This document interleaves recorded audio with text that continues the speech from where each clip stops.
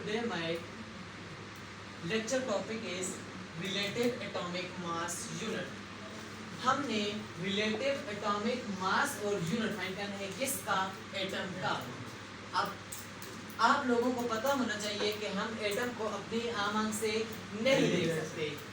Atom अगर देखा जाए तो इस डॉट में भी मिलियन ऑफ एटम्स होते हैं।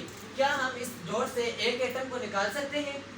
मिलियन ऑफ एटम एक छोटे से नुक्ते में है, तो इससे मिलियन ऑफ एटम से एक एटम नहीं निकाल सकते। लेकिन ये हाइपोथेटिकल सिचुएशन है। हाइपोथेटिकल सिचुएशन है कि सिर्फ साइंसदानों ने आप लोगों को समझाने के लिए इस अमल का सहारा लिया। वैसे प्रैक्टिकल लाइफ में ये नहीं पॉसिबल। अब देखो, रिलेटिव एटॉमिक मास मतलब रिलेटिव से निकला रिलेशन से निकला या कंपैरिजन से। किसी भी चीज का कंपैरिजन करना, दो चीजों को आपस में कंपैरिजन करना। लेट्स सपोज आप लोग बाजार में जाते हो, दुकानदार को बोलते हो 1 किलो चीनी दे।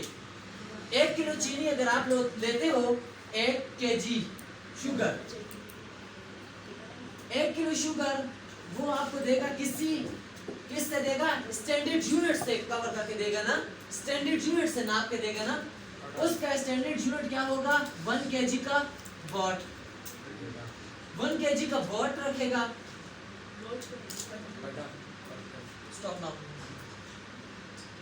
उसके मुताबिक उससे कंपैरिजन करके आपको क्या देगा? शुगर देगा।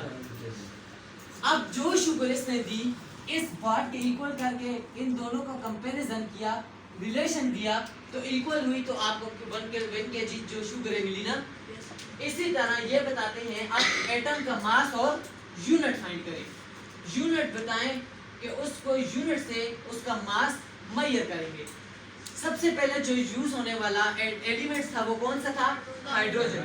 हाइड्रोजन को क्यों स्विच कर दिया? क्योंकि वो फ्लेमेबल था। हाइड्रोजन का वैसे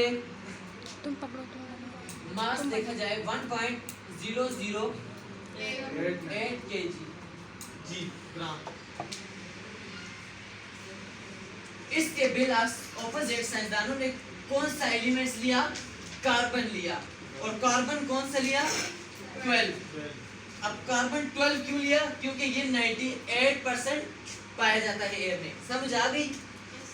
इसके बिलअक्स ये दो C13 और C14 नहीं लिया।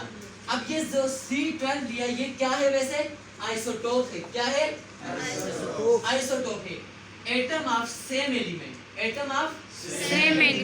which have same atomic number but different atomic masses। वो एलिमेंट जो सेम होता है, एटॉमिक नंबर भी सेम होता है, लेकिन उसका जो मास होता है वो एक दूसरे से डिफरेंस होता है। वो किस तरह? अभी बताएंगे। इससे पहले अगर ये देखा जाए relative atomic mass and unit, इसकी डेफिनेशन ये है: mass of an atom of an element compare with half number of carbon atom. किसी कार्बन के एटम को हाफ किया जाए, 12वां हिस्सा लिया जाए, एक एटम का 12वां हिस्सा लिया जाए। ये देखो, ये हमारे पास कार्बन था, ये इसका 12वां हिस्सा है जिसको मैंने कलर किया हुआ है। ये क्या है? एक यूनिट है, ठीक है। अब इसको एक स्केल के साथ मेजर करेंगे। किसके साथ मेजर करेंगे? स्केल के साथ। देखो,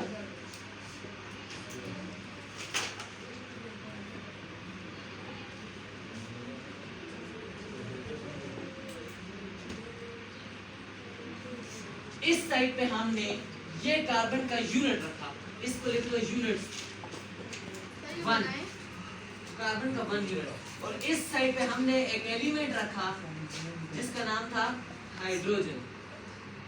हाइड्रोजन को वैसे अपनी वैलेंसी कंप्लीट करने के लिए कितने इलेक्ट्रॉन शेयर करने पड़ते हैं? एक। तो इधर एक यूनिट रखा, तो ये कंपैरिजन हो जाएगा ना।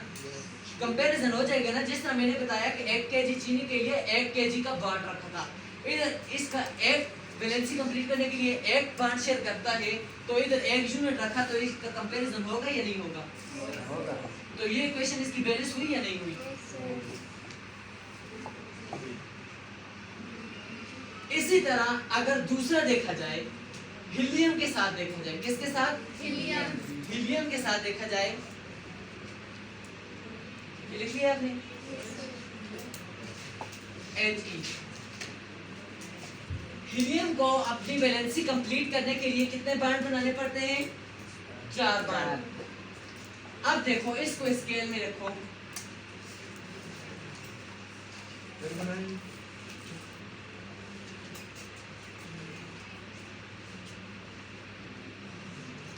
अब आपको समझाने के लिए मैं एक तरीका कर रहा हूँ। इधर तो हीलियम कितने आ जाएंगे? 4 He या He लिख लो, मतलब हीलियम को वैलेंसी कंप्लीट करने के लिए 4 He आ गया। अब इसने वैलेंसी कंप्लीट करनी है तो इसको कंपैरिजन के लिए कितनी जरूरत होगी, कितने यूनिट होंगे? 4। लेकिन इधर हमने 3 रख दिए, क्या ये बैलेंस होगी इक्वेशन? No sir. अगर इधर मैं 2 रखूं क्या बैलेंस होगी? नो 4 ही रखने पड़ेंगे ना। Yes, 4 रखे जाएंगे तो ये क्या हो जाएंगे?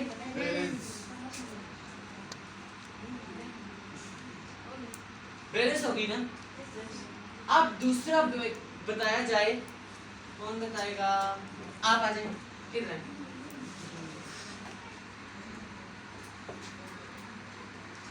इधर लिखिए, ऑक्सीजन का करें। ऑक्सीजन के एटॉमिक मास कितना है?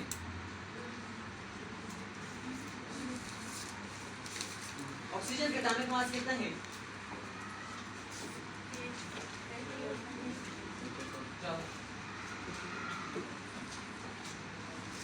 अब ऑक्सीजन के साथ अगर कंपैरिजन किया जाए तो ऑक्सीजन का एटॉमिक मास 16 नहीं है? 16 है। एटॉमिक मास 16 है, तो इधर अगर ऑक्सीजन इसके स्केल में रखा गया तो इधर कितने हम रखेंगे, कितने यूनिट रखेंगे? क्या 8 यूनिट रखें तो ये कंपैरिजन में इक्वल होगा? No sir. 16 ही रखने पड़ेंगे ना। 16 यूनिट रखें तो इसकी इक्वेशन क्या हो जाएगी?